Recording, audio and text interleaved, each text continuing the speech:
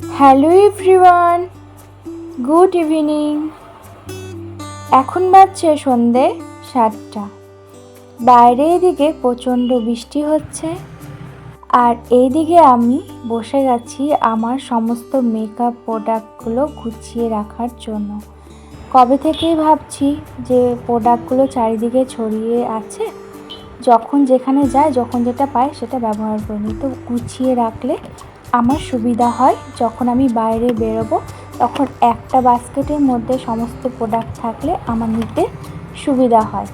তাই আজকে সন্ধ্যাবেলায় বসে পড়েছি সমস্ত মেকআপের প্রোডাক্টগুলোকে গুছিয়ে রাখার জন্য।